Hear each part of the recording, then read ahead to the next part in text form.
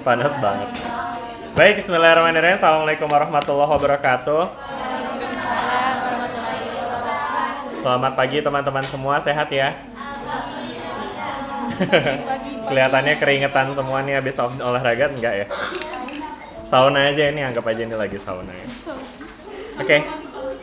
Anyway sebelum kita mulai kan kelas saya tuh emang biasa di record kayak gini kan. Tapi teman-teman tuh kira-kira berkenan gak sih kalau mukanya masuk kamera kayak gini? Jujur. Ada, nah gini, soalnya ada beberapa juga yang enggak. Nah maksudnya biar mengakomodir yang nggak mau masuk kamera, saya pengen coba dipisah aja deh duduknya. Yang nggak mau masuk kamera di sebelah sini. Nanti di sana semua Pak. Apanya? Lah tadi katanya ada yang mau, ada yang enggak. Coba yang nggak mau masuk kamera deh, yang nggak mau masuk kamera coba katanya. Nah, tuh kan nggak banyak kan? Ya udah yang nggak mau masuk kamera boleh pindah aja nggak ke sebelah sini. Yang nggak mau masuk kamera, nanti jadi saya akan sorotnya ke sebelah sini terus. Hah? Ya ini pilih satu, kalau sini berarti masuk kamera gitu. Atau nggak kelihatan dipanya nggak kelihatan. Yang lain silakan aja kalau misalnya ngerasa nggak nyaman buat ketemu di dalam kamera boleh digeser aja ya. Silakan ya. It's okay, nggak apa-apa teman-teman. Karena emang kayaknya nggak semua kelas aja juga ada kamera kayak gini kan nih. Ya maksudnya ini maksud saya direkam kayak gini maksudnya biar ini aja sih biar teman-teman juga ada dokumentasinya kalau mau review kembali kan pelajarannya ya. Yang udah saya selalu taruh di Epsilon kan ya teman-teman suka lihat nggak sih? Ada ya. Oke. Tapi suka ditonton? Enggak. Oh, Oke, nice dan bagus. Baik, seperti biasa, hari ini kita akan mempelajari materi tentang gelombang. Cuma sebelum kita masuk ke materi kita hari ini, seperti biasa, apa biasanya kita depannya? Kita bakal review PR dulu ya teman-teman ya. Udah pada kerjain PR-nya?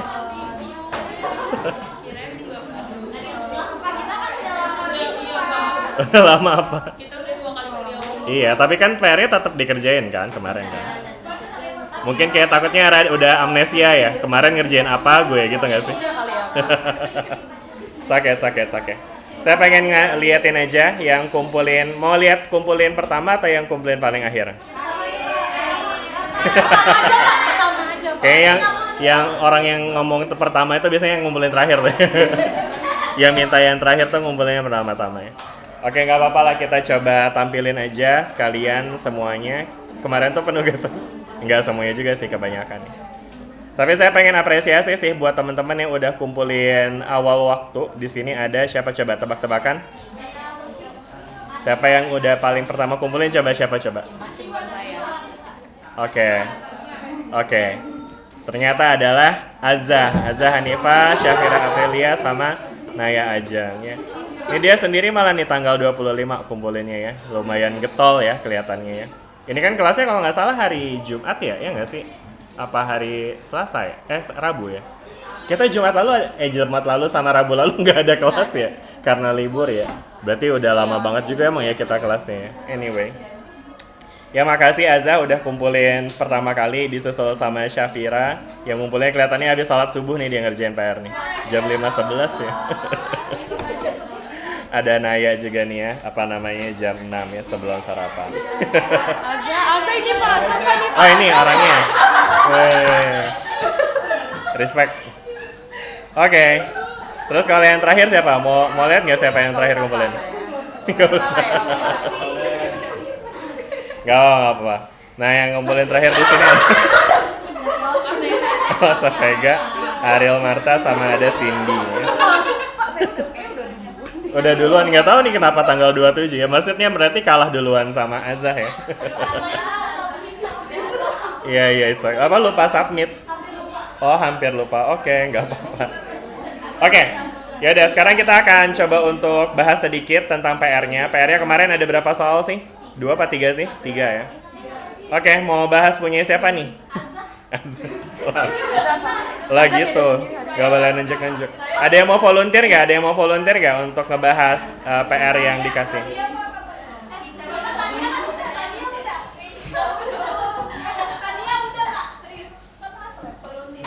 Volunteernya siapa? Silakan. Alfian Pak, Alfian. Ya ini ya, Alfian ya. Sini Alfian, duduk sini Alfian. Depan sini. Tuh udah ada mikrofonnya juga Ada Alfian. mikrofon deh. Mantap. Gak apa, duduk. Napas. Jantak. Oke, jadi ya unfortunately saya nggak bisa lihat tugasnya Alfian nih. Alfian belum kumpulin nih. Saya selamat, Pak. Astagfirullah. Iya, tadinya udah mau bahas punyanya Alfian nih, tapi ternyata yang kumpulin ini guys ada dari 33 ada 32. Satunya ini siapa nih? Alfian. Ya udahlah ya. Oke lah, yaudah jadi gimana? Ada volunteer nggak nih? Nanti Alfian tolong dikumpulin ya tugasnya. Terlambat nggak apa-apa, yang penting lengkap ya tugasnya nanti dikumpulin. Kenapa Alfian kendalanya kemarin nggak kumpulin? Kemarin sakit, Pak. Sakit, ya ampun, sakit apa? Sakit malas bukan ya? Apa? Apa sih kayak puyeng banget pala. Oh, alah. Jadi sekarang ya. Udah baik kan sekarang? Alhamdulillah, masih Alhamdulillah. batuk-batuk dikit. Oke. Ya, baik sekarang kita akan bahas untuk soal nomor pertama ya. Jadi gimana nih, ada volunteer nggak? Atau kalau nggak ada ya saya bakal ambil dari yang paling terakhir. Langsung kaget ya. Iya ya. Alexa, Athena sama Ariel kayak udah sering deh. Yang lain deh. Cindy deh berarti Cindy. Oh udah pernah juga. Ya udah berarti dari yang paling depan deh. Azza juga kayak udah pernah ya. Naya, benar Naya. Mana Naya? Mana sih Naya? Oh oke, siap. Kita bakal coba untuk bahas pekerjaan untuk PR ya, soal nomor 1. Kita akan coba review pekerjaan yang dibuat sama Naya. Sebentar saya coba lihat dulu workingnya Naya. Naya Ajeng Inaya. Oke. Nah di nomor 1 ini dia nanyain soal ini ya. Bentar. Saya taruh sini deh.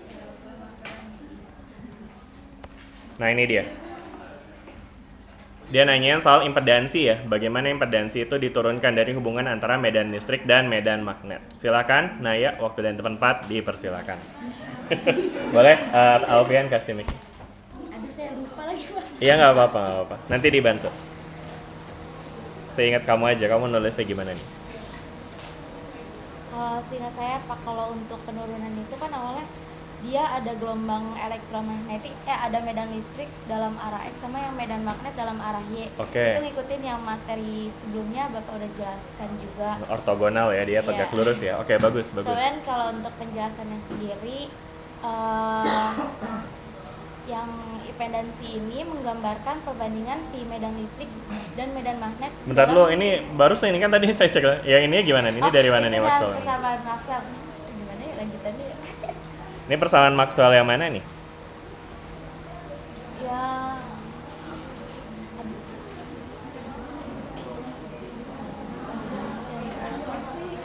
Ya nggak sih. Yang mana nih ayo? Aduh Pak. Gak apa-apa. Take your time.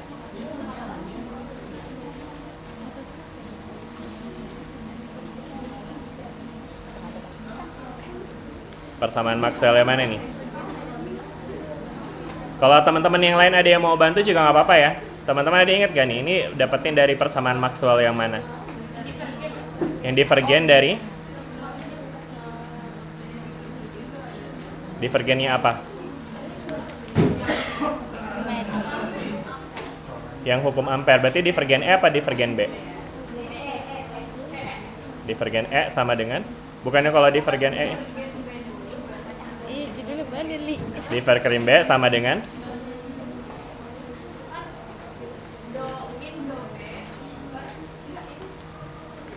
Min? Apa? Nabla, cross. Berarti curl dong, bukan divergen. Berarti ini curl B. Aduh. Naya juga boleh ya, atau yang lain juga boleh ya. Ini kira-kira dapatnya dari mana? Iya, boleh Ariel gimana?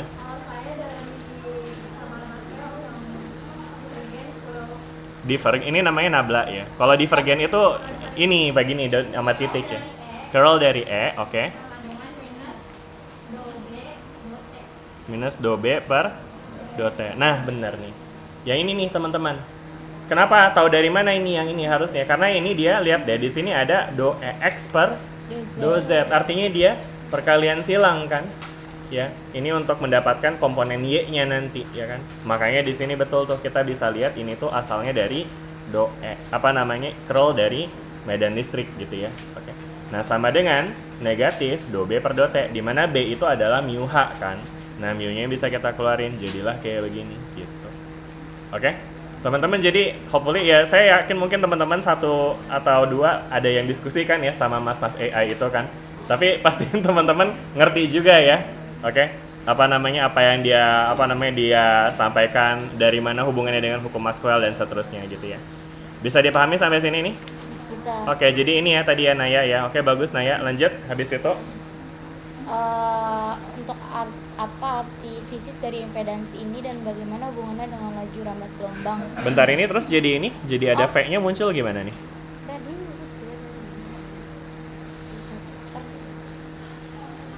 satu per mu epsilon. Itu dari yang Z. Dari mana nih? Ini dapat tanda panah, terus dapat yang warna merah ini gimana nih? Dapat dari setengahnya nggak, Pak? Persamaan gelombang yang gimana tuh?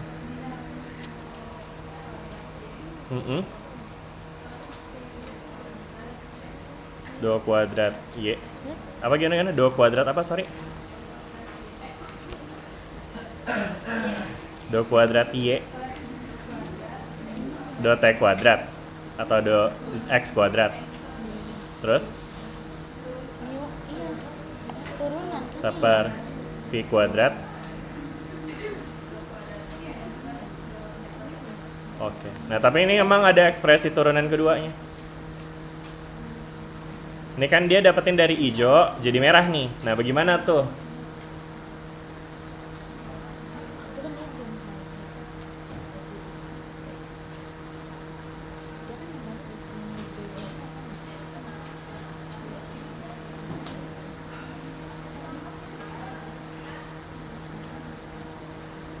Gimana nih? Ayo Naya. Atau mungkin yang lain yang pekerjaannya serupa. Rumus apa tuh?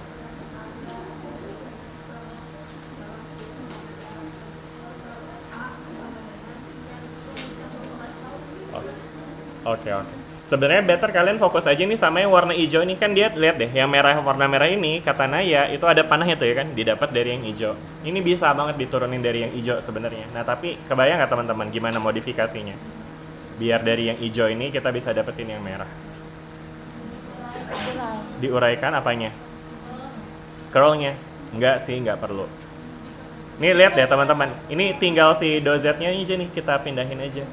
Kan dia akan jadi negatif mu do Z per do T, terus habis itu do H Y sama dengan do EX gitu ya kan. Nah, ini kan do Z per do T itu kan technically adalah ya laju perubahan jarak terhadap waktu kan ya. Atau ya technically ini adalah kecepatan rambat gelombang jadinya. Karena kan di sini kan tadi dibikinnya sama Naya tuh EX sama HY kan. Artinya medan listriknya di komponen X, medan magnetnya di komponen Y, sehingga gelombangnya merambat terhadap komponen Z. Ya. Makanya jadi do Z per do T ini itu menggambarkan kecepatan gelombang. Ya, makanya dia jadinya ini bisa kita ganti jadi V gitu ya kan. Kemudian dengan kita integralkan kedua ruas, maka nanti notasi do-nya bakal jadi hilang gitu ya kan. Jelas nggak nih? Dan kemudian negatifnya juga bisa kita, ya kaliin aja keduanya dengan negatif, maka nanti kita dapat ekspresi mu dikali V HY sama dengan negatif EX gitu. Jelas nggak nih sampai sini? Ya teman-teman ya.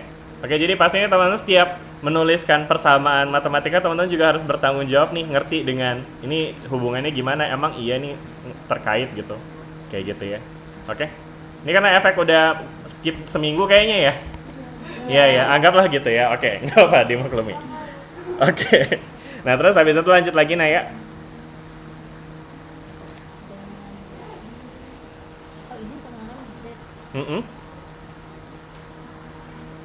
Dia mengetahui Z-nya bukan sih, Pak? Apanya tuh? Betul, kita Kecepatan tinggal nambah masuk ke gelombangnya. definisi dari Z-nya ya. Iya. Karena kan di sini tadi kita kemarin udah punya definisi V kan ya. Iya.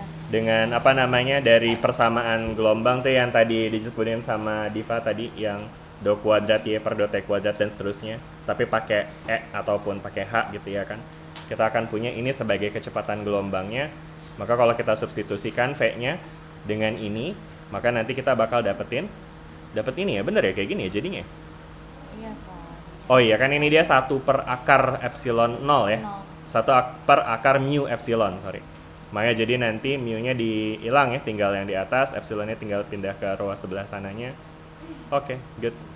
Udah sih, bener sih harusnya kayak gini. Dan habis itu masuk ke definisi dari impedansi yaitu X per HY ya kan, yang kemudian ternyata dia bisa didapat dari akar dari mu per epsilon. Oke, good. Ya, sampai sini jelas gak nih teman-teman dengan pekerjaannya Naya? Ya ini udah betul ya, udah betul. Tapi pastikan teman-teman memahami gitu ya setiap langkahnya, setiap baris dari persamaan yang dikerjakan di sini ya. Bukan cuma Naya tentunya, tapi teman-teman yang lain juga. Saya yakin tadi cuma satu yang nggak kumpulin, jadi kan apa namanya mayoritas ini mayoritas sudah pada kerjain ya. Jadi saya berharap teman-teman ngerti dengan apa yang teman-teman kerjain. Oke, bagus banget. Makasih Naya. Tepuk tangan.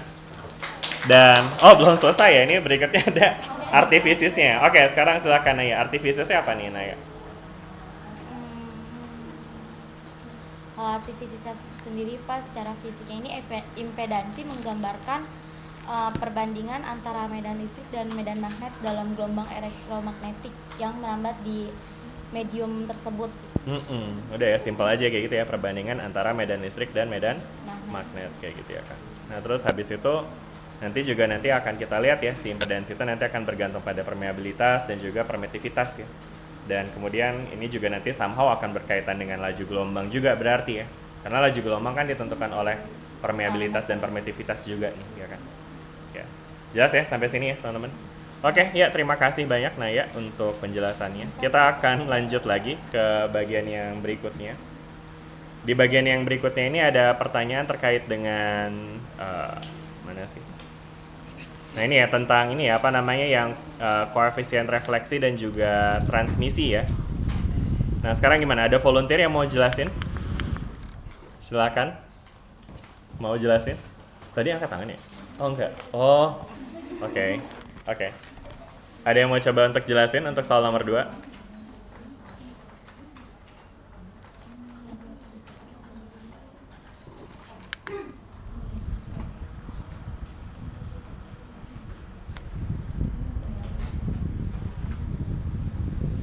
Silakan. Nggak ada? Nggak ada? Kalau nggak ada, saya tunjuk nih dari. Jadi emang ini tapi nasib yang terakhir ngumpulin sih, ya. Nggak apa-apa ya, Athena. Yosi. Oke, di sini ada punya Athena, kita coba lihat dulu ya. Mana nih? Wait. Oke, Athena.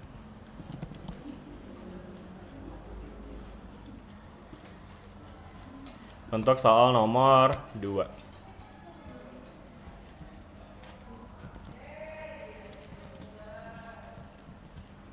Kok nggak mau? Bentar ya teman-teman.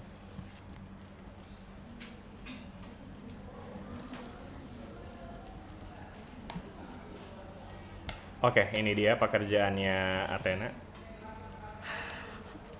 Hanya ada banget lagi. Oke, silakan Athena. Aduh bentar Kobi. Yeah, it's okay. Oh my god, how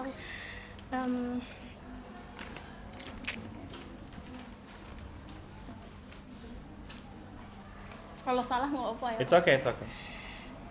Jadi mungkin lebih kayak pertama kayak bayangin kalau ada gelombang elektromagnetik tuh yang datang dari suatu medium, jadi katakanlah kayak udara gitu yang kemudian ngenai batas ke medium lain, jadi misalnya kayak kaca. Nah waktu gelombang itu kan kena permukaan batas dua medium, sebagian dari gelombangnya bisa kayak terpantul balik gitu atau istilahnya refleksi, dan sebagian tuh bakal diterusin ke medium kedua alias transmisi. Tapi seberapa besar yang mantul dan seberapa besar yang bakal diterusin itu dipengaruhi sama perbedaan impedansi antara dua medium tersebut. Betul. Selanjutnya impedansi itu kan bisa dibilang kayak semacam hambatan. Mungkin sebelum loncat ke impedansinya boleh jelas ini dulu nih tentang persamaan yang Athena tulisnya. Pak. Ini kamu yang tulis sendiri ya. Kalau Ini saya udah bantu nih, ada gambarnya kan tadi ini saya ngegambarin dari yang Athena jelas yang sebenarnya tadi di sini ada medium batas, terus ada gelombang datang, nanti bisa dipantulkan, bisa juga diteruskan, ya. Lalu ada apa lagi di sini? sebentar Pak. It's okay. Take your Oh time. my god.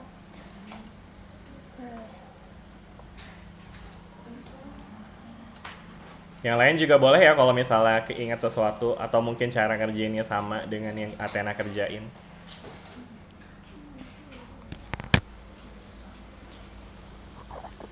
Continue.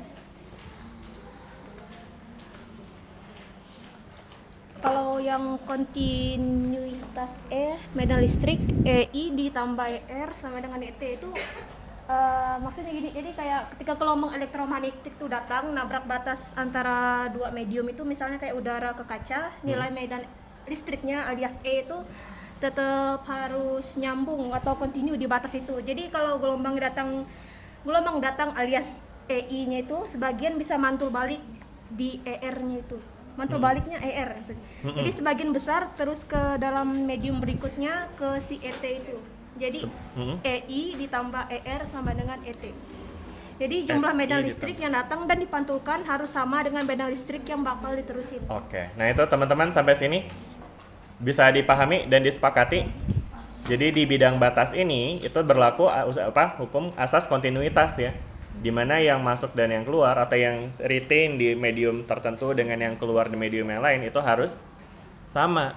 Ya kan, makanya di sini EI ditambah ER ya sama dengan ET kayak gitu. Oke? Jelas sampai sini? Oke, lanjut. Athena baris keduanya. Selanjutnya yang kontinuitas H atau medan magnet. Itu EI per Z1 dikurang ER per Z1 sama dengan ET per Z2. Nah, dari mana tuh? Jadi kayak karena H ini berhubungan sama E dan impedansi Z, jadi H itu sama dengan E per Z. Jadi persamaannya bakal beda dikit, tapi prinsipnya tetap harus continue juga di batas. Kalau penjelasan kasar sih jadi kayak EI per Z1 tuh sama dengan medan magnet dari gelombang datang. Kalau Atau ER, HI ya? Iya. HI, terus Kalau ER per Z1 sama dengan medan magnet dari gelombang pantulan. Kalau HR? yang ET per Z2 itu medan magnet dari gelombang yang diterusin ke medium kedua. HT gitu ya. Jadi di sini ada kontinuitas untuk si H-nya juga gitu ya. Oke.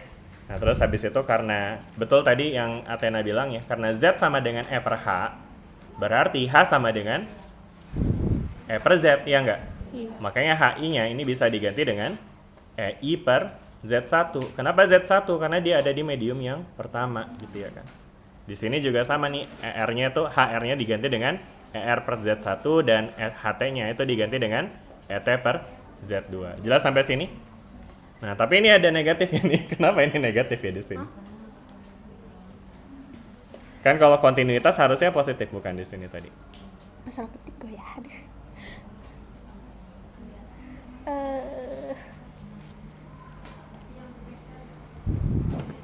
Kenapa di sini jadi negatif ER per Z1 bukan plus ER per Z1? Karena arahnya berlawanan. Arahnya berlawanan, ya betul ya. Untuk yang H itu emang dia nanti arahnya tuh emang berkebalikan ya. Itu bisa kita lihat dari persamaan gelombangnya juga sih sebetulnya ya. Nanti teman-teman bisa kulik lagi ya lebih jauh ya ini kenapa dia harus negatif nanti. Oke, habis itu lanjut lagi. Selanjutnya. Oh ya Tuhan. Sebentar ya Pak. Iya, nggak apa-apa. Pak banget, aduh.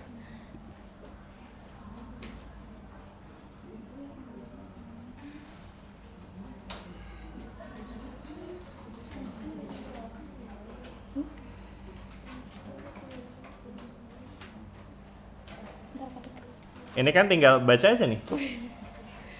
Ini udah literal banget nih petunjuknya kan. Kemudian substitusi yang si ET sama dengan EI per ER ke persamaan kedua. Jadi Persamaan kedua tuh yang mana? Yang biru ini kan ya. Iya. Jadi ET-nya diganti dengan EI per EI plus ER. Makanya ini jadi kayak gini kan di sebelah kanannya. Ya, betul. Sebelah kirinya kenapa begini? Yang Sebelah kirinya kenapa jadi begini? Apa? Iya, jelasin kenapa bisa begini. Kan tadinya begini, terus jadi begini. Betul, Z-nya dijadiin 1 gitu aja kan. Ya, ini penyebutnya udah sama kan ya? iya. Bisa dia. Atau nggak stres banget ya ini kayak sih. Saya gugup Pak, lupa Oke. Ya udah kayak gitu teman-teman ya. Jadi maksudnya pasti nanti teman-teman ngerti gitu ya kan. Again, masukannya sama ya teman-teman, pasti ngerti dengan apa yang teman-teman tuliskan di sini ya.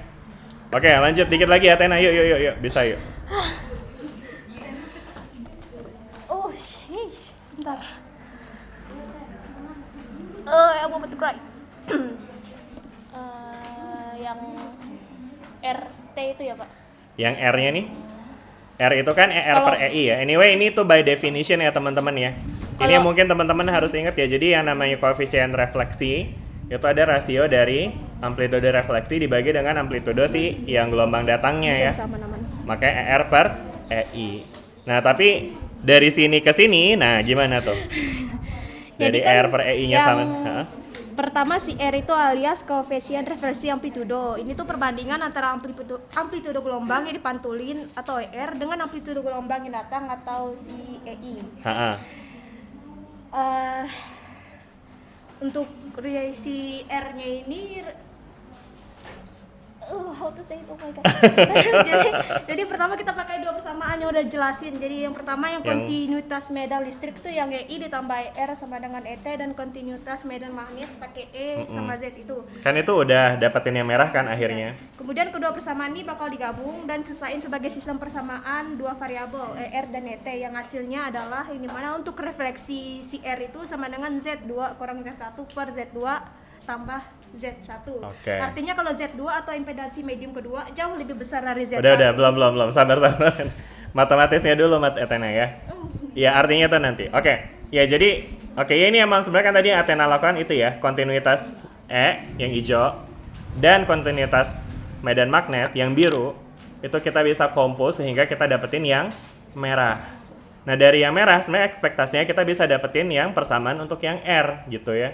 Nah, ini memang perlu modifikasi matematis gitu teman-temannya. Jadi mungkin kalau misalkan kita coba untuk turunkan ya hubungan untuk mendapatkan R, mungkin teman-teman bisa aja nih bikin nih dari ekspresi yang ini kita bikin dalam bentuk EI-nya berapa, ER-nya berapa kayak gitu ya.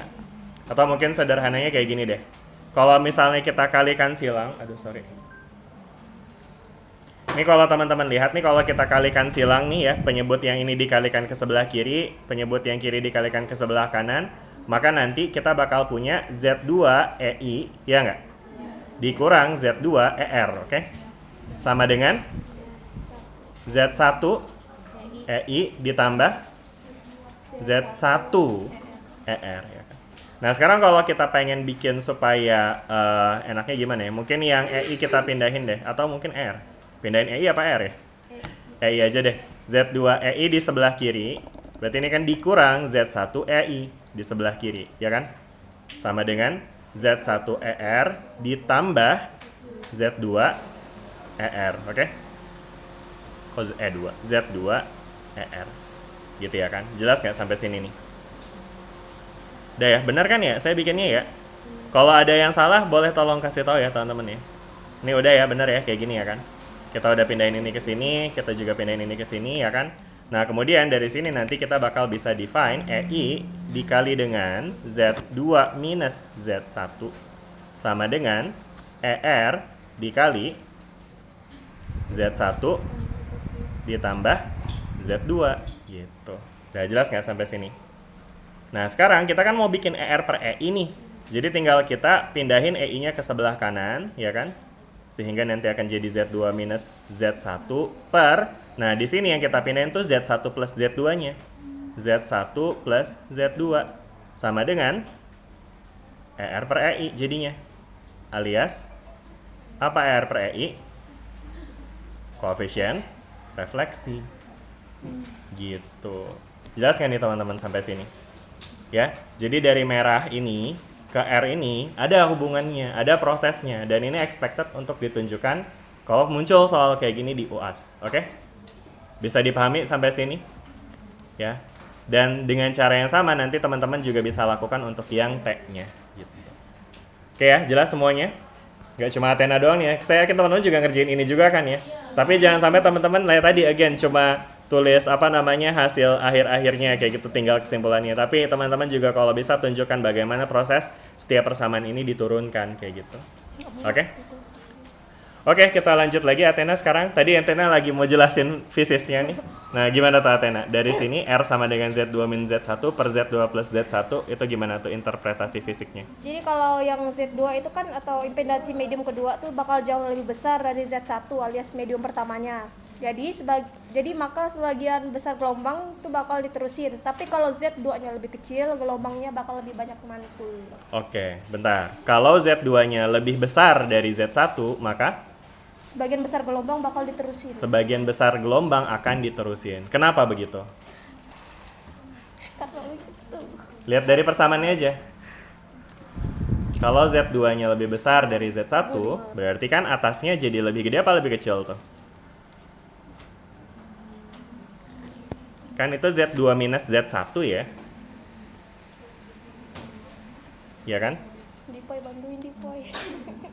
Boleh Diva kalau mau ngomong. Ya tadi nih kalau misalnya Z2 lebih besar, tadi kan Athena jelasin nih, kalau Z2-nya lebih besar dari Z1, maka sebagian besar gelombang akan Diterusin. kenapa?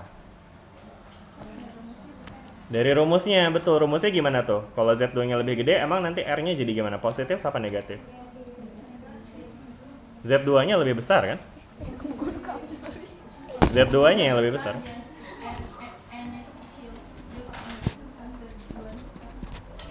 Z2-nya akan lebih, jadi mayoritas akan lebih apa tuh? Lebih diterusin atau dipantulin?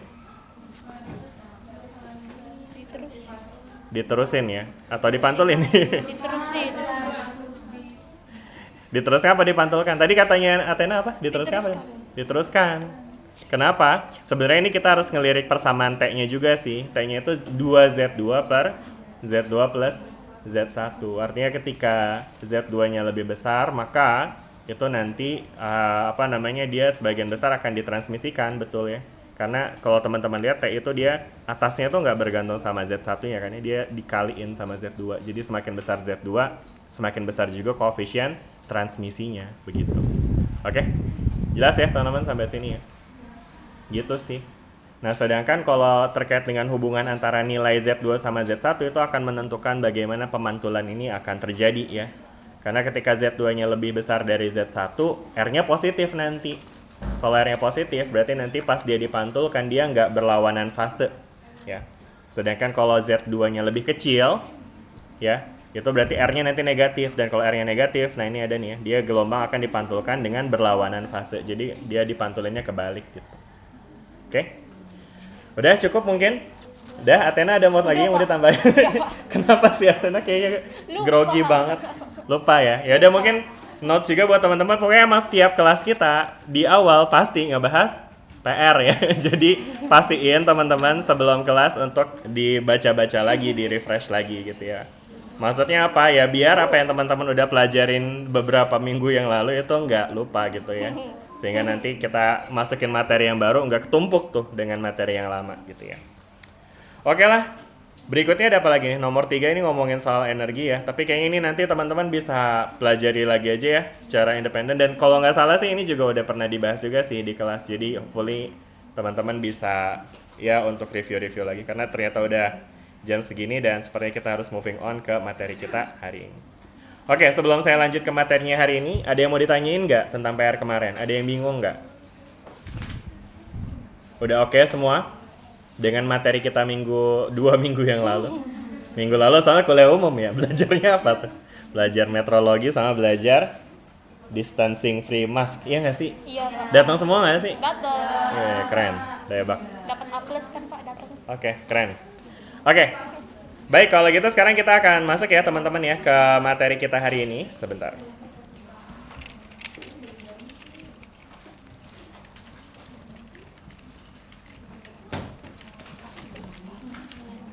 Oke. Hari ini kita akan belajar tentang persamaan Fourier atau Fourier series ya, deret Fourier. Di Vismat udah ketemu ya berarti ya? Vismat tuh lagi ongoing nggak sih sekarang kelasnya atau udahan? Masih ongoing. Dosennya siapa Vismatnya? Bu Vina, oke, good. Kapan terakhir belajar Fourier series? Oke, ya udah berarti artinya udah bisa dong. Oke, yaudah. Mungkin karena ini teman-teman udah belajar ini juga di Vismat, saya pengen coba untuk recall aja. Apa yang teman-teman tahu tentang Fourier series dari kelas Vismat? Apa, sorry? Deret? Fourier, entar, nih ada yang mau jawab nih. Gimana, Di, Pak?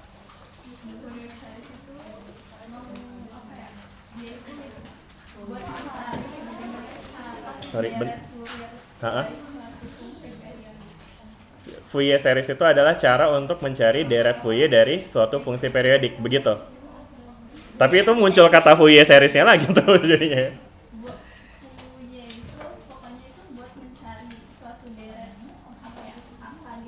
Deret suatu angka dari suatu fungsi periodik. Oke, sip.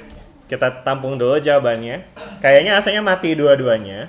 Boleh tolong dinyalain?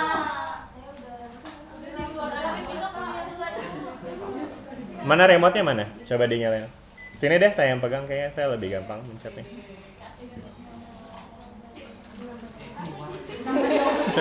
Atau ya udah Alfian aja deh yang pegang, apa deh.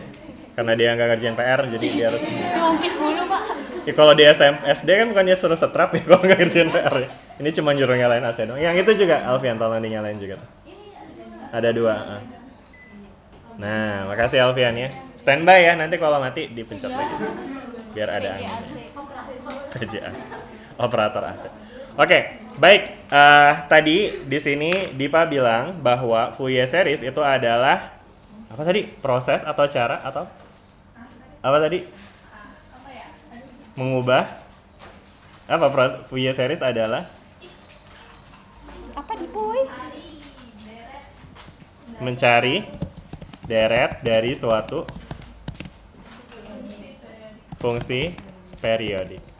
Oke, udah? Begitu ya. Diva 2025 anjay.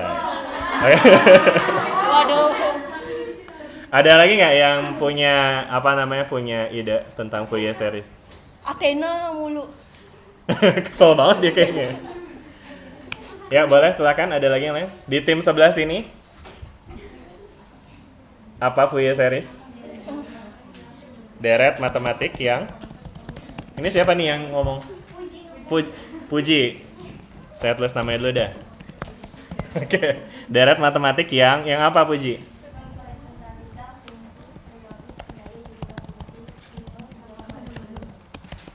Periodik sebagai fungsi atau sebagai deret? Gimana? Sebagai apa? Jumlah. Oke, nice. Jumlah dari fungsi sinus dan kosinus. Oke, udah ada Puji 2025-nya. Aman? Ada lagi nggak nih yang mau kasih input? Udah ya? Oke, good.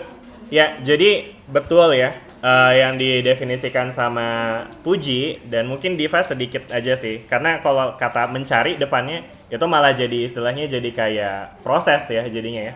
Jadi mungkin yang didefinisikan sama Diva itu lebih ke Fourier methods namanya. Oke? Fourier methods ya. Nah, jadi definisi yang mungkin lebih tepat adalah tadi nih yang didefinisikan sama Puji ya, di mana Fourier series dari katanya series itu artinya deret, ya kan? Di dalam matematika ada istilah sequence sama series. Apa bedanya sequence sama series? Sequence itu baris, series itu deret. Apa bedanya baris sama deret?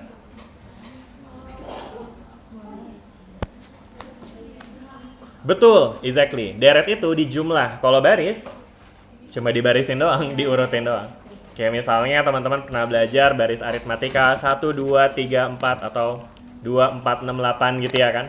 Itu namanya baris aritmatika. Kalau deret aritmatika, contohnya 2 tambah 4 tambah 6 tambah 8 itu namanya deret. Jelas ya, jadi ketika dengar kata deret, dengar kata series, maka teman-teman harus pahami bahwa itu adalah sesuatu yang dijumlahkan gitu ya. Oke?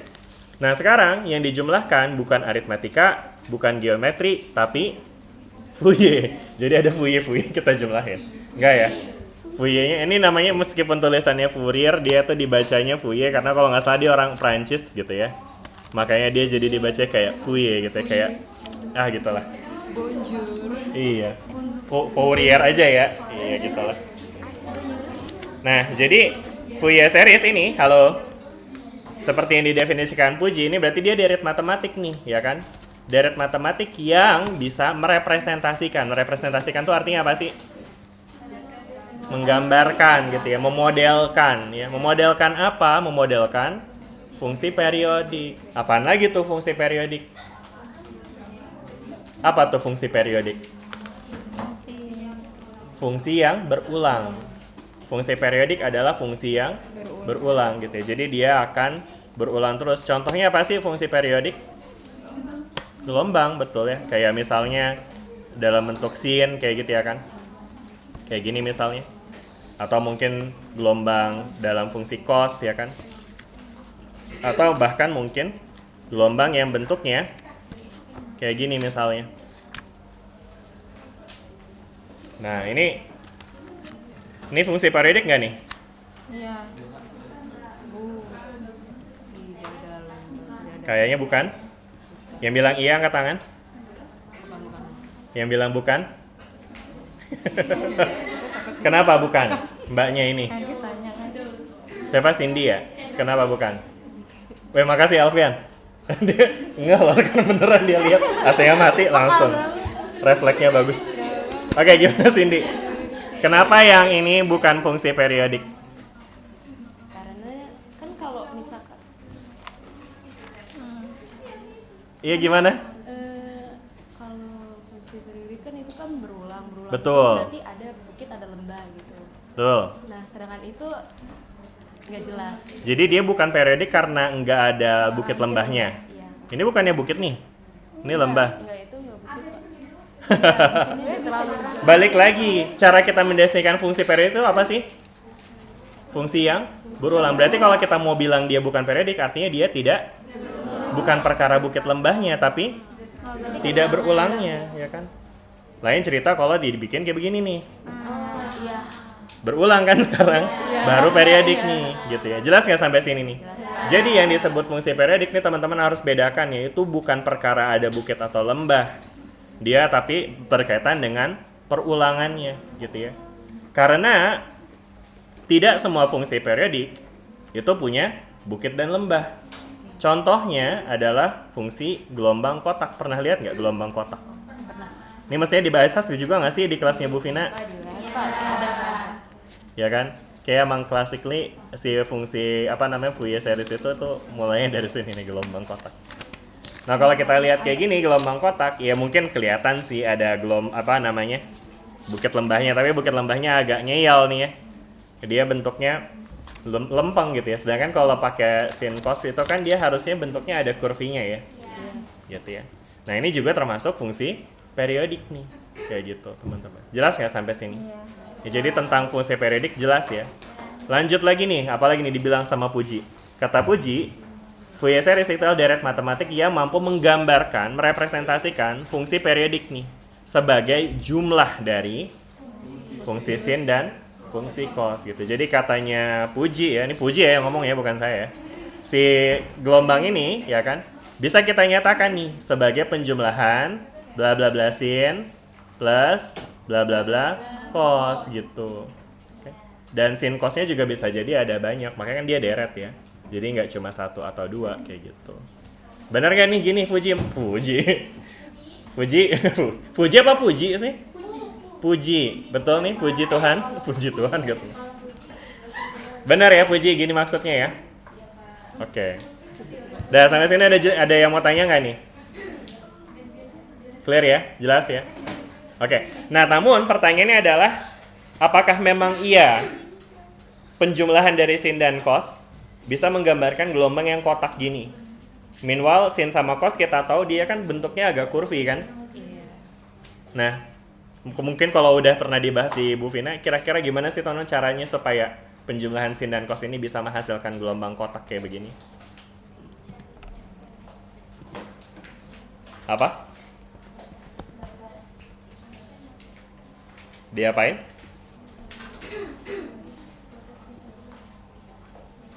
Batas apa? Batas integral. Tahu-tahu ada batas integral aja.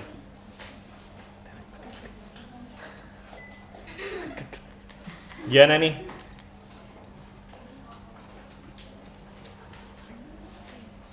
Ya teman-teman.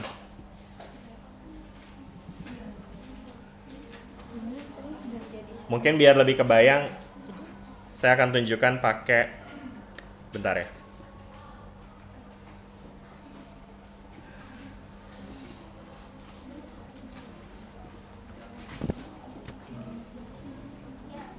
Kok? Oke, ini Desmosnya kelihatan nggak? Ya, kaliannya ketutupan jadinya. Ini ya. Oke. Kalau kita punya fungsi sin x, tentu kita akan dapatkan gelombang seperti ini ya kan? Nah, kalau misalkan kita tambahkan dengan apa tadi? Cos x misalnya. Plus cos x. Nah, dia ternyata malah jadi kayak begini nih bentuknya. Ya, masih kayak gelombang gitu ya. Oke. Karena sebetulnya fungsi tersebut dia di-generate dari penjumlahan antara sin dan cos.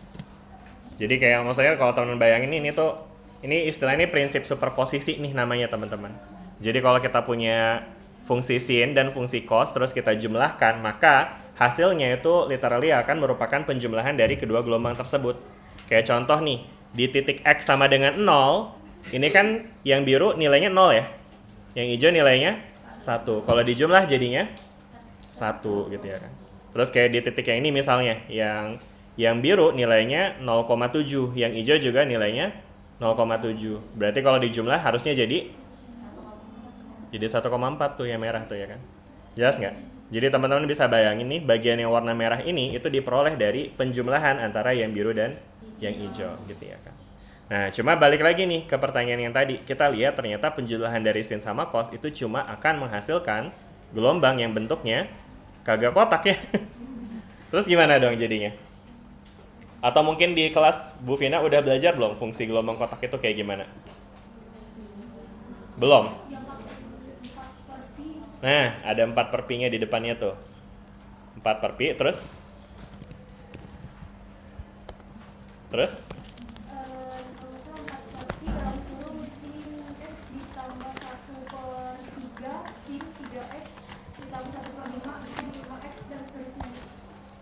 Gini ya. Ini misalnya untuk yang pertama ya, sin x ditambah dengan sin 3x per 3 ya. Nah, ini mungkin mendekati ya, karena teman-teman bisa lihat nih, kalau misalnya kita cuma punya sin x doang, ya, ini mungkin saya ulangin dulu. Kita akan punya gelombang kayak begini nih, ya kan? Ya. Oh, mungkin di sini saya bisa undo nggak sih? Berarti ini ada faktor depannya ya, di sini ada 4/pi-nya ya. 4/pi sin x. 4/pi sin x ini seperti ini.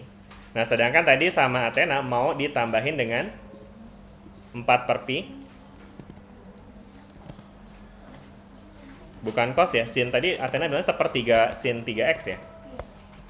Sin 3x per 3. Sama aja ya saya tulis kayak gini ya. Nah, ini teman-teman bisa lihat nih kalau kita tambahkan nih yang biru sama yang hijau, ya kan?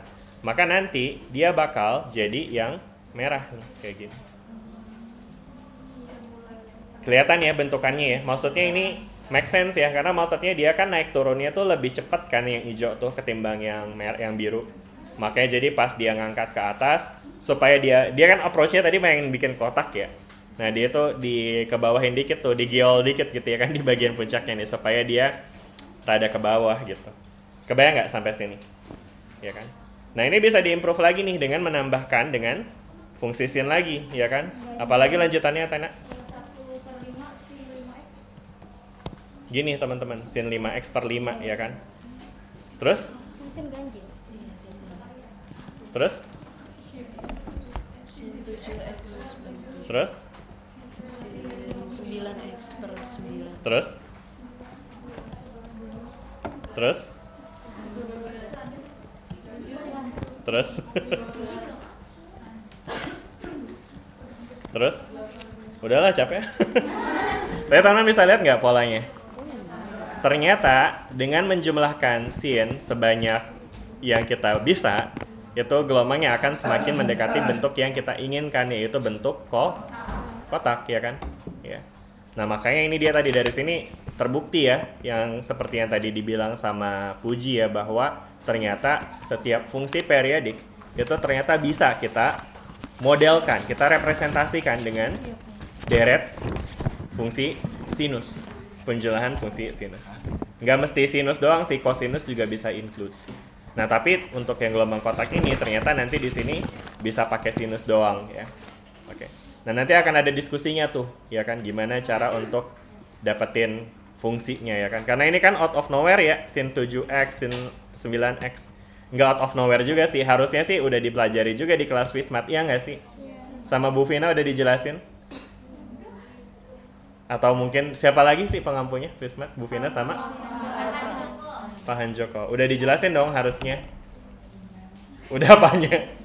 Udah dijelasin belum kenapa fungsinya kayak begini? Dari mana datangnya fungsi ini? Dari mana? Dari mana datangnya? Dia datangnya dari Fourier methods yang dijelaskan sama Diva ya. Jadi Diva bilang ada yang namanya Fourier methods nih. Jadi ada prosesnya sebetulnya untuk mencari deret yang sesuai supaya kita bisa memodelkan si fungsi periodik tersebut. Gitu teman-teman. Ya jadi ada metodenya dan ini yang akan kita pelajari hari ini tentang gimana cara untuk cari fungsinya, cari deretnya. Gitu. Jelas nggak sampai sini nih? Ya jadi penjelasan Puji dan Dipa tadi saling nyambung ya. Penjelasan Puji itu untuk Fourier seriesnya dan penjelasan Dipa itu untuk methodsnya yang akan kita lakukan sesaat lagi. Tapi sampai sini sebelum kita lanjut, ada pertanyaan nggak? Udah jelas semua? Jelas ya? Oke ya. Anyway, tadi kita udah lihat ya bahwa dengan Fourier series itu kita bisa aja tuh memodelkan fungsi periodik dalam bentuk kotak ya. Nah pertanyaannya adalah apakah cuma kotak doang bisanya? Tentu enggak ya. Jadi sebetulnya banyak banget yang bisa kita modelkan dengan Fourier series gitu ya. Makanya Fourier series itu bisa kita apply secara umum untuk apapun bentuk gelombangnya selama dia periodik, betul, selama dia berulang, selama dia periodik. Oke? Gitu ya. Contohnya apa? Contohnya misalnya gelombang suara ya kan, terus ini ada AC powers, vibrations, getaran ya, radio signals dan seterusnya. Ya semuanya itu bisa dibangun dengan penjumlahan sin dan cosinus. Nah ini yang disebut dengan Fourier idea ya. Jadi semua periodic functions itu bisa dituliskan, bisa dimodelkan, bisa direpresentasikan dengan penjumlahan dari sin dan cosinus. Oh Desmosnya dari tadi. Ngomong dong. Oke. Ya gitu ya teman-teman ya. Jelas nggak sampai sini? Udah ya, ada pertanyaan? Oke. Kita lanjut. Lanjut. Nah, berikutnya sekarang di sini kita akan belajar tentang bagaimana Fourier methods itu bekerja ya. Namun sebelum itu di sini ada definisi dari periodic functions yang sebetulnya teman-teman udah tahu ya tadi ya. Periodic functions itu artinya apa? Fungsi yang berulang, fungsi periodik ya, fungsi yang berulang ya. Dan fungsi periodik atau fungsi yang berulang secara matematis itu bisa kita definisikan dengan term ini. Fx sama dengan fx plus t. Ngerti nggak tuh maksudnya? Fx sama dengan fx plus t. Artinya apa? Artinya nilai fx-nya itu akan sama setiap kita jumlahkan dengan t gitu ya. Jadi kayak misalnya nih kita punya fungsi gelombang. Ya kan? Bet gitu ya. Nah, misalnya di sini kita bisa bilang ini saya kasih angka random aja ya. 0 2 4 6 8 dan seterusnya. Ini ceritanya fungsi sinus ya kan dengan ya periode tertentu. Kalau teman-teman lihat dari gambar ini periodenya berapa? 2. Periodenya 2. Sepakat semua periodenya 2? Sepakat. 1. Gimana cara nentuin periode teman-teman? Ini materi SMA kayak ini. Periode gelombang. 1. Dari mana 1? Enggak, periodenya.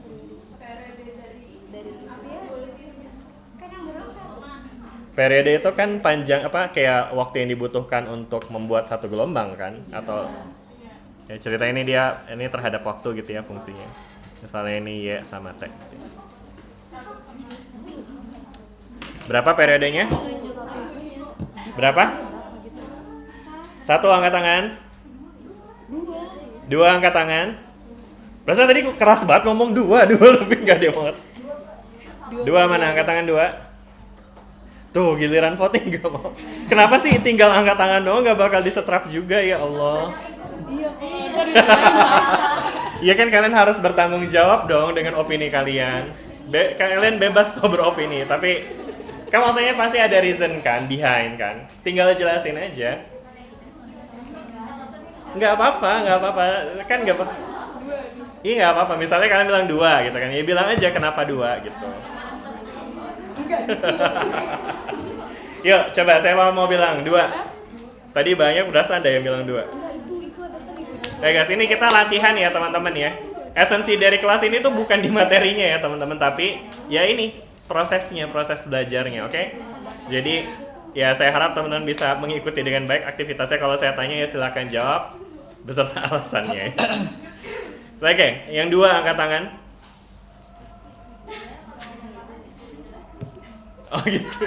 Oh tadi kan ditunjuk teman, kamu lebih ke apes aja kayaknya. Gimana, yang mau 2 angkat tangan? Nggak ada.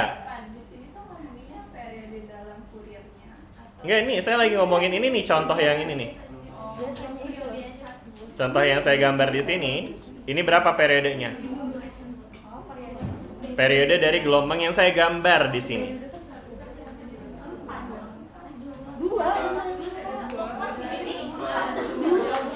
2 kenapa?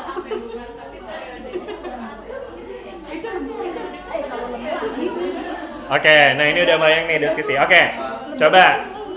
Ini kan banyak nih yang punya opini kan. Satu-satu ngomongnya, karena kalau kayak begini kan saya jadi susah dengernya ya. Oke, yang mau beropini angkat tangan. Berapa periodenya? Oke, silakan. Naya. Naya bukan. Siapa ini namanya? Azza. Oke, gimana Azza? Mic-nya boleh dikirim ke Azza. Dipegangin, yang depannya, pegangin. Bagaimana pendapat Ibu Azza tentang periode?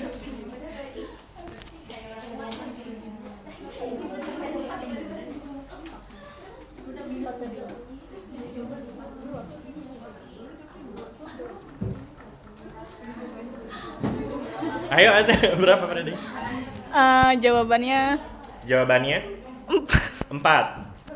Oke, kenapa 4? karena itu kan gelombangnya ada 2 ya. Gelombangnya ada 2.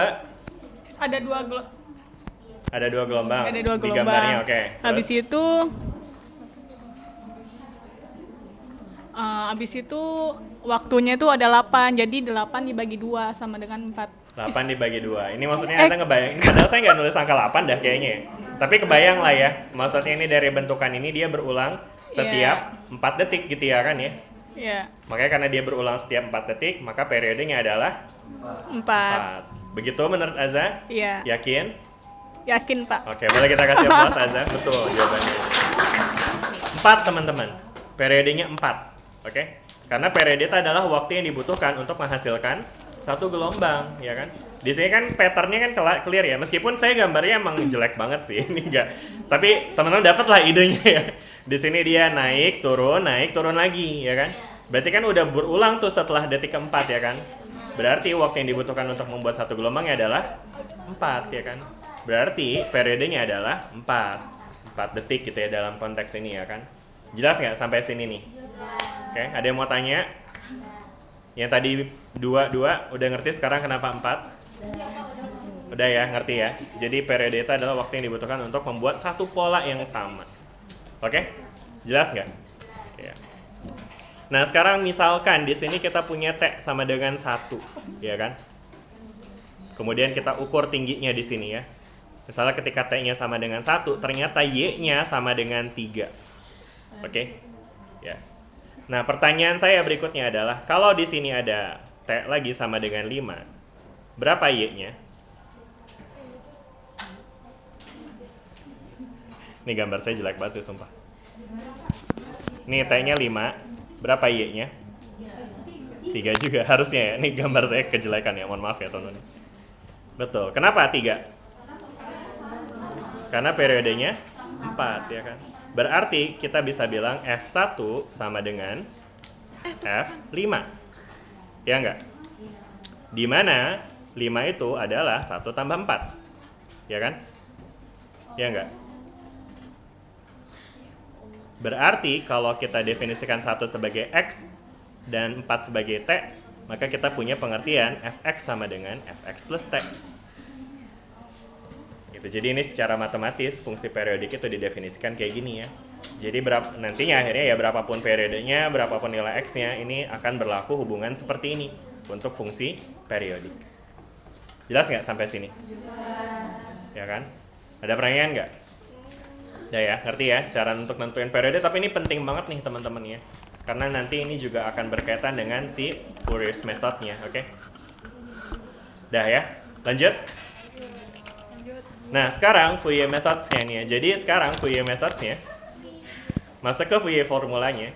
Secara umum, persamaan Fourier itu bisa kita tuliskan dengan bentuk seperti ini. A0/2 ditambah sigma dari AN cos NX plus BN sin NX. Ini gampang sebenarnya ngelihatnya. Dia intinya cuma punya tiga kunci ya. Ada A0/2 yang kita sebut sebagai konstanta suku konstan ya, constant term, oke? Dia nggak bergantung sama sin dan cosnya ya, oke? A0. Dan yang kedua ini ada AN sama BN, di mana AN adalah koefisien dari si kosinnya, dan BN itu adalah koefisien dari sinnya, dari fungsi sin, oke? Nah terus di sini ada notasi sigma, artinya apa sih notasi sigma?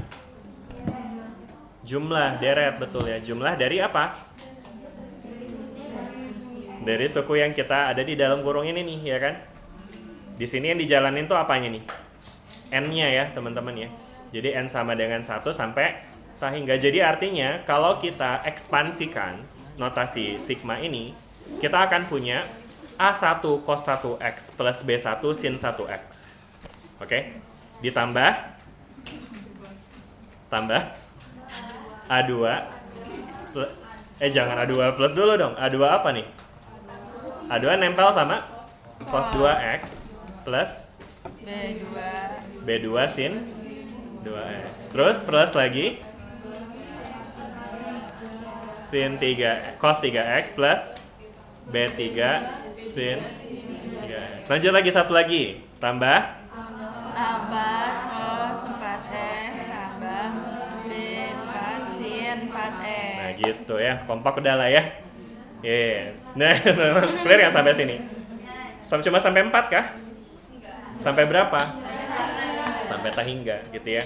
Makanya disebutnya infinite series juga ya termasuknya. Jadi kalau teman-teman lihat, dia memang akan mengaproksimasi lebih baik ketika kita ekspansikan sampai tak hingga banyaknya.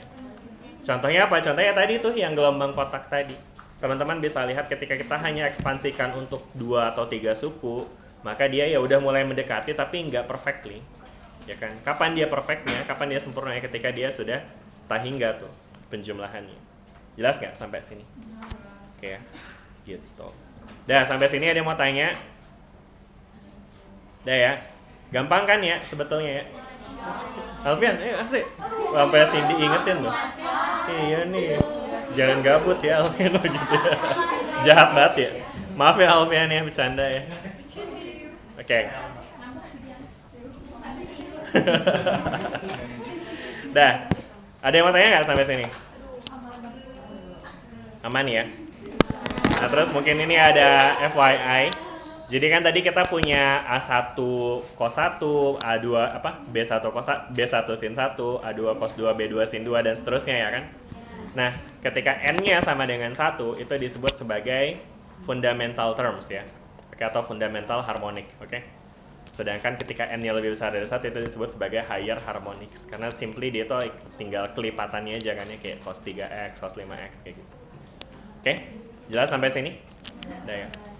Nah, terus habis itu apa lagi? Nah, ini adalah contoh dari fungsi gelombang kotak yang tadi disebutin sama Athena nih. Ya, ini bisa didapat kayak gini ya kan. Jadi artinya di sini teman-teman bisa lihat AN-nya itu adalah 1 per angka ganjil gitu ya kan. Atau 1 per N lah simply ya. Ya sebenarnya di sini ada angka ininya sih 4H per Pi-nya ya. Jadi kalau kita masukin ke dalam sebenarnya AN-nya itu adalah, sorry ini bukan AN ya, tapi BN ya. BN-nya itu adalah 4H per N Pi jadinya. Jelas nggak? BN-nya yang ini 4H per N Pi. AN-nya berapa? AN-nya 0 ya. Kenapa AN-nya 0 teman-teman? Karena di sini dia cuma ada sinus doang ya. Artinya di sini dia bisa jadi kayak gini gara-gara AN-nya 0 gitu ya kan. Oke. Nah, pertanyaan berikutnya adalah gimana cara dapetinnya nih? AN-nya tahu dari mana nih buat dia jadi 0? Terus BN-nya tahu dari mana nih supaya dia jadi 4H per PN gitu ya kan. Nah, ini ada prosesnya lagi ya kan. Yang disebut dengan Fourier method study tuh ya kan. Nah, jadi ini ada persamaannya yang sebetulnya ada latar belakangnya, tapi long story short, inilah rumusnya. Latar belakang. Ya. Ini dibelajarin dong di kelas Bu Vina ya enggak? Jangan pura-pura kaget Anda. Udah pernah lihat ini ya kan? Ya, tapi paling nggak sekarang teman-teman ngerti bahwa rumus ini digunakan untuk mencari koefisiennya. Ya, untuk cari si AN, BN, dan juga si A0-nya. Oke? Kayak gimana rumusnya? Ya udah ini.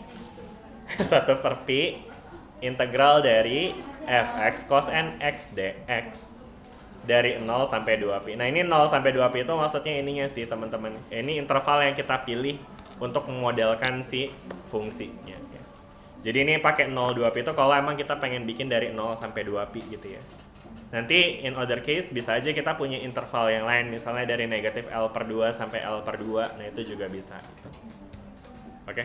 Nah, kalau misalnya interval, dan sedangkan angka di sini 1 per pi-nya itu dia didapat dari 1 per setengah periode. Ya, jadi karena ini di sini kita mau memodelkan fungsi dengan periode 2pi, maka nanti di sini depannya jadi 1 per pi gitu. Oke? Sampai sini dulu, jelas? Nah, sekarang kita akan coba untuk memodelkan persamaan gelombang kotak. Nah, gelombang kotak adalah gelombang yang bentuknya tepat sekali. Sangat definitif ya. Jadi, namun secara matematis gelombang kotak itu teman-teman bisa kita definisikan dengan fungsi discontinue atau fungsi putus ya. Oke, karena gelombang kotak itu kan bentuknya begini ya tadi ya. Ya kan?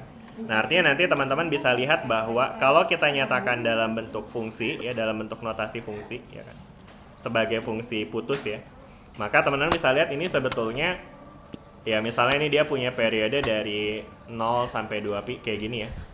Nah, teman-teman bisa lihat nih.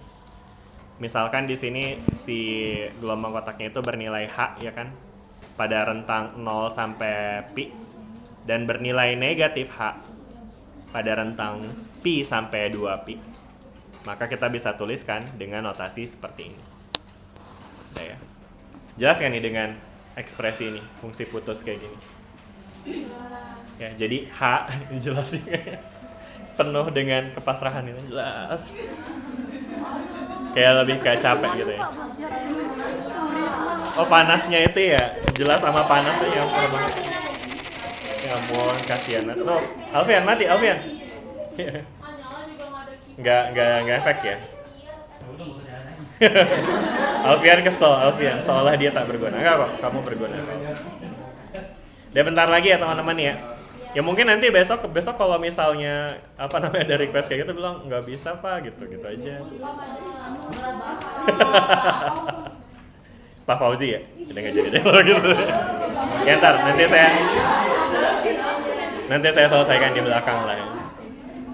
Oke ya, kita lanjut ya teman-teman ya. Dikit lagi ya teman-teman ya, mohon bertahan. Kalau ada yang bawa kipas di sharing aja. Kipas. Oke, kita lanjut ya teman-teman ya. Clear ya nih dengan fungsi ini jadinya.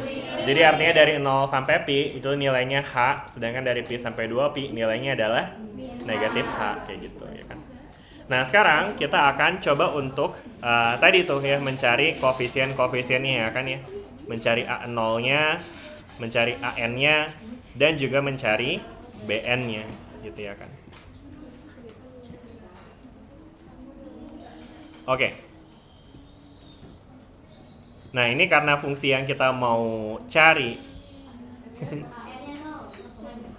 maka nanti AN-nya jadi 0. Tahu dari mana tuh AN-nya 0 tuh? Tahu dari mana tuh fungsi sinus? Dari gambarnya. Kelihatan ya, gambarnya dia kayak fungsi sinus ya. Iya sih, emang sebetulnya tuh ada shortcut-nya ya. Shortcut-nya itu sebenarnya nanti lebih ke istilahnya tuh di fungsi ganjil atau fungsi genapnya. Oke deh, bagus deh karena ini udah dipelajari di Fismat ya berarti ya. Tadinya saya mau nunjukin bahwa AN ini kalau diintegralin sama dengan 0 gitu nanti. Tapi nggak usah lah ya berarti ya. Oke, good. Oke deh. Ya udah ya. Berarti nanti teman-teman bisa lihat kalau nanti diintegralkan nih, kalau misalnya kita kerjain itu nanti dia bakal jadi 0 ya. Oke? Gitu. Nah, sedangkan A0-nya juga sebetulnya nanti kalau kita integralkan itu ternyata nanti dia bakal jadi 0 juga gitu ya. Ya. Ini saya berhusnuzon ya pada teman-teman semua. Saya menganggap teman-teman karena memang udah ngambil Fismat jadi udah ngerti kenapa ini 0, oke? Insya Allah. Nah, sekarang tinggal perkara si BN-nya nih ya kan? Yang bisa kita coba untuk hitung dengan menggunakan persamaan barusan, yaitu integral A per Pi, kemudian integral dari sabar kawan-kawan, fx sin nx dx dari 0 sampai 2pi gitu ya. Nah, sekarang muncul masalah di sini. Masalahnya adalah di perkara fungsi putusnya ini nih ya kan? Karena fungsinya putus, maka kita nggak boleh nih mengintegralkan secara langsung dari 0 sampai 2pi. Jadi kita harus pecahkan integralnya. Integrasinya kita pecahkan dari berapa? Kita bisa integrasikan dari 0 sampai pi dulu. Kemudian ada fx sin nx dx. Kemudian ditambah lagi dengan si ini nih. Kita tapi sekarang batas integralnya kita ganti. Lah, kok jadi gambar? Sebentar. Nah, ini ya dari pi sampai 2pi. Gitu tuh. Nanti kalau UAS tinggal kopas kayak gitu aja ya. Iya lah. Nah, habis itu tinggal kita masukin deh fungsinya ya kan. Dimana dari 0 sampai pi, fx-nya adalah h ya kan. Dan karena h itu merupakan konstanta, berarti kita boleh nih pindahin keluar ya. Jadi integral h 0 sampai pi sin nx dx. Terus habis itu yang ini minus h ya kan, karena di sebelah kanan ini kan dia minus ya, berarti ini minus h integral dari pi sampai 2pi sin nx dx. Oke, good. Nah, sekarang tinggal kita evaluasikan deh. Anyway, ini karena h-nya juga sama-sama semuanya ada h, berarti h-nya bisa kita keluarkan dari kurung. Sehingga sekarang kita punya ini ya, sin nx dx yang kalau kita integralkan dia akan jadi apa tuh? Min cos, betul ya. Minus cos nx per n. Waduh. Ini kenapa tulisan saya jadi jelek banget ya? Dari berapa nih? Dari 0 sampai pi. Kemudian dikurang dengan minus cos nx per n. Dari pi sampai 2pi. Oke, terus habis itu apa nih? Di apa? Susi-susi? Disubstitusi, jadinya apa?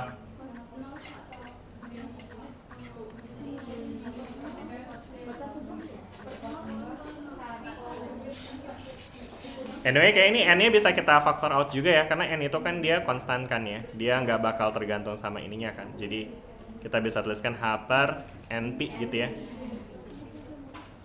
Nah, sekarang berarti tinggal si cos nx-nya nih ya kan. Berarti kan ini akan jadi apa sih? Dia akan jadi negatif cos np dikurang berarti ditambah ya cos 0. Terus dikurang lagi dengan negatif cos 2pi X. Sorry, kok ada X nya? N-nya 2pi N. Terus habis itu dikurang ya. Gimana sih? Tambah, bener, tambah ya. Cos NP gitu ya. Udah jelas nggak nih teman-teman sampai sini? Udah ya kan? Nah terus kemudian habis itu apa lagi nih? Ini ada hal yang sudah pasti, yaitu adalah ini. Cos 0 itu adalah 1. Terus habis itu ini juga nih, si cos 2pi itu adalah 1. Karena 2pi N itu kan artinya dia berkelipatan 2pi kan ya. Kayak kita tahu cos 2pi, cos 4pi, cos 6pi, cos 8pi semuanya 1 ya kan. Karena dia gini kan. Kebayang nggak sih? Gitu ya. Udah ya teman-teman ya. Gitu ya. Jadi artinya di sini nanti akhirnya kita bisa define jadi H per NP. Terus habis itu di sini nanti bisa kita tulis jadi 1 minus cos NP. Sedangkan yang ini dia akan jadi plus 1 minus cos NP gitu ya kan. Yang mana? Yang mana sih? Oh enggak, kan ini cos 2pi N kan tadi? Enggak ada. Kan cos 2pi N itu adalah representasi dari cos 2pi, cos 4pi, cos 6pi, cos 8pi. Jadi cos 2 kelipatan dari 2pi. Karena N itu kan integer kan, yang nanti kita akan puter angkanya. Jadi nanti kan maksudnya N itu tuh balik lagi, ini representasi Bn kan. Jadi N itu akan kita masukin angka sesuai dengan apakah kita lagi nyari B1, B2, B3, B4, B5, B6. Oke? Kalau B1 berarti kan cos 2pi. Kalau B2 berarti cos 4pi. Kalau cos B3 berarti cos 6pi. Dan semuanya 1. Makanya jadi ini pas dia dijadiin 1 ini udah nggak ada N-nya lagi gitu. Oke, jadi yang digantikan sebagai 1 adalah cos 2pi N-nya, bukan cos 2pi-nya doang. Jelas? Oke, good. Itu plus, Pak. Apa tuh? Yang 1 plus cos NP. Ya, ini kan minus terus dikurang 1 ya kan, makanya jadinya plus. Ini kan kalau kurangnya kita buka kan ya. Ini min dikurang. Udah, sepakat semua? Udah ya. Anyway, ini maksudnya ini nunjukkan bahwa mereka akan ya jadi sama ya. Artinya nanti akan jadi 2 plus gitu ya kan ya. Ya nggak sih? Bener ya? Ya jadi artinya nanti dia bakal jadi 2H ya kan per NP. Terus habis itu ada apa lagi nih? 1 minus cos 2pi gitu. 1 minus cos NP gitu ya. Nah, udah deh. Dari sini kita ada dapat nih ekspresi untuk si Bn-nya. Yang dari sini kita akhirnya bisa tinjau lagi nih bagian ini ada ekspresi unik dari si cos NP-nya itu. Apa uniknya? Uniknya adalah apa? Dia tuh akan jadi 0 ketika cos-nya itu bernilai 1 ya kan? Di berapa tuh? Kapan cos-nya bernilai 1?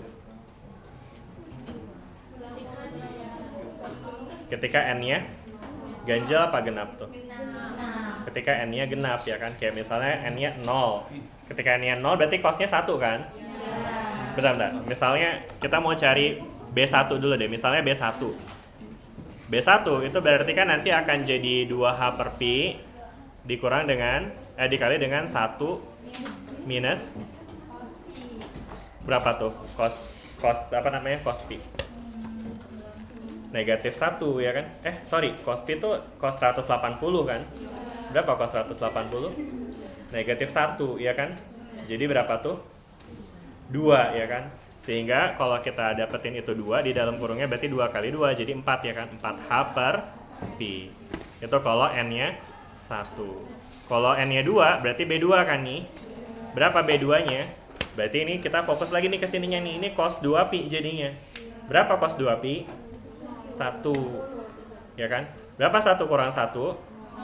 Sehingga ini B2-nya jadinya 0 gitu ya kan. Nah, lanjut lagi. B3-nya berapa? Caranya sama kayak tadi ya. Kita bakal punya 2H per 3pi, tapi habis itu di sini akan ada 1 dikurang minus 1 lagi tuh. Karena ketika B-nya 3 berarti cos 3pi kan. Cos 3pi berapa? Cos 3pi itu dia udah sekali, terus dia turun lagi tuh ke bawah ya kan. Berapa cos 3pi?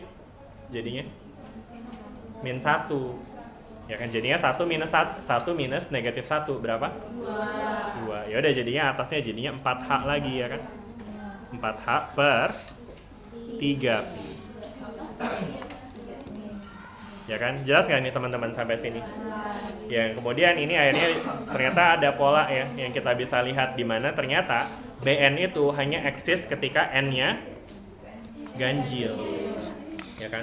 Ketika n-nya ganjil, maka nanti kita akan punya ya cuma punya B1, B3, B5 gitu ya kan.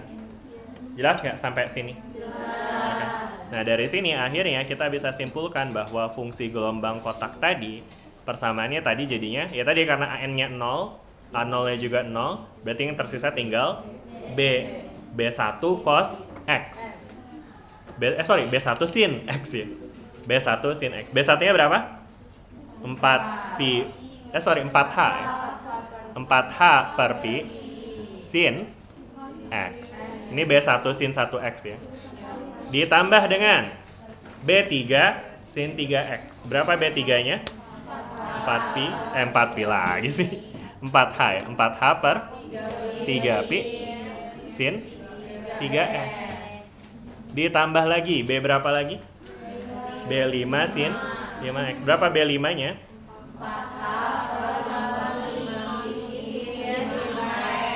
And so on gitu ya kan. Nah, makanya akhirnya kita dapetin bentuk yang tadi tuh disebutin sama Athena di depan ya. 4pi-nya bisa kita keluarin, sedangkan ini akan jadi sin X plus sin 3X per 3 plus sin 5X per 5 dan seterusnya ya kan. Yang kita bakal bisa semakin mendekati fungsi bentukan aslinya kalau kita expand sebanyak tak hingga. Begitu teman-teman. Alhamdulillah. Tapi clear nggak? Jelas nggak nih sampai sini? Ya jadi ekspektasinya nanti ke depannya teman-teman bisa nih membuat Fourier series dari bentuk lainnya, bukan cuma kotak tapi segitiga, bulat-bulat, nggak tahu lah apa lagi. Udah jelas nggak sampai sini teman-teman? Ada pertanyaan tidak? Tidak ada. Baiklah kalau begitu. Lanjut ya. Lanjutnya kemana lagi nih? Apakah sudah? Kita harusnya sampai jelasnya 11.40 kan? Iya nggak sih? Iya nggak sih? Dikit lagi deh. Dikit lagi. Janji. Udah gerah banget ya kayaknya ya.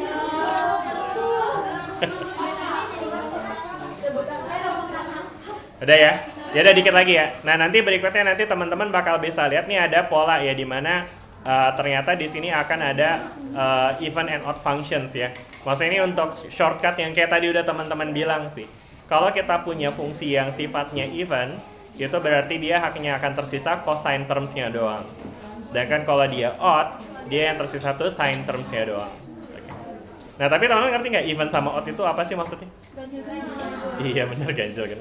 Tapi maksudnya even functions itu adalah kalau dia f negatif x-nya sama dengan fx. Apa tuh artinya? F negatif x itu artinya fungsi sebelah kirinya itu sama persis dengan yang kanannya. Contohnya kayak gini nih. Teman-teman lihat kan ini dia mirroring gitu kan? Di sumbu y-nya ya kan. Jadi karena dia perfectly mirroring itu disebut dengan fungsi genap. Dan kalau fungsi genap ya sebenarnya serupa dengan fungsi cos kan jadinya ya. Karena cos itu juga fungsi genap, maka nanti yang tersisa tinggal yang an-nya doang justru. bn-nya jadinya 0 gitu ya. Dan sebaliknya, kalau yang odd functions itu adalah f negatif x-nya sama dengan negatif fx ya. Artinya di sebelah kirinya itu dia ngeflip gitu dari yang sebelah kanan. Contohnya apa? Contohnya ya fungsi gelombang kotak yang tadi kita punya di sini nih. Ini bawah sebelah kirinya kan dia ke bawah lagi kan. Jadi dia kayak atas bawah gitu ya. Nah, ini yang disebut dengan fungsi ganjil. Dan kalau fungsi ganjil yang tersisa adalah si sin-nya aja, si bn-nya doang. an-nya sama a0-nya itu 0. Oke? Jelas? Udah deh. Nah, terus kemudian yang terakhir banget, janji ini terakhir. Tadi kan kita mengintegralkan dari 0 sampai 2pi ya. Sebenarnya integrasi juga bisa nih dilakukan kayak misalnya untuk setengah interval. Misalnya dari 0 sampai L per 2 gitu ya. Nah, kalau kita misalnya mau full integralkan dari 0 sampai L per 2 ya kan. Nah, maka nanti tergantung nih kita memilih dia untuk diintegralkan dalam versi ganjil atau genap gitu ya kan. Kalau dimodelkan dalam fungsi genap dia jadinya kayak gini, nanti mirroringnya, kebayang ya mirroringnya. Kalau jadi ganjil dia begini ya kan. Nah, terus habis itu ini adalah eksekusinya ya. Jadi kalau kita mau integralkan untuk dapatkan Fourier series dari fungsi genap, nah itu berarti nanti tersisa tinggal AN-nya. Nah, bedanya apa? Bedanya di sini nih. Dia nih integrasinya dari 0 sampai L per 2 ya. Beda dengan yang tadi, kalau tadi kan dari 0 sampai 2pi ya kan. Karena periodenya itu kita ambil periodenya 2pi ya kan. Sedangkan pembagiannya tadi seperpi ya kan. Dimana seperpi itu adalah setengah dari periode. 1 per setengah periode. Oke. Nah, kalau yang ini karena dia setengah periode L per 2, jadi ini dia setengah periodenya jadinya ini nih teman-teman ya. L per 1 per L2, L per 2 dibagi 2 lagi, makanya jadinya 1 per L per 4 atau 4 per L. Jelas nggak sampai sini? Nih kenapa nih mas? Matanya gini banget, ada yang bingung? Gak apa-apa, saya takut dilihatin ini. Oke, lihatin ini. Aman ya? Oke, nah ini aplikasi lainnya ya, ini pada gelombang segitiga dan seterusnya. Udah sih, emang udah terakhir. Ini sisanya, saya buat banget sih. Masih 10 menit lagi belakang, tapi ya saya ngerti, saya juga udah ada gerah di sini, jadi ya sudah lah ya. Udah gobios ya kayaknya udah. Baik, ya udah kalau gitu mungkin kita sampai sini aja. Jangan lupa PR-nya nanti dikerjain. Terus satu hal lagi, hari Jumat kita libur ya karena Idul Adha. Jadi mungkin nanti ini aja deh, saya bakal kasih learning material, nanti dicek lagi aja di Epsilon-nya. Oke, itu aja buat hari ini. Terima kasih. Assalamualaikum warahmatullahi wabarakatuh. Terima kasih.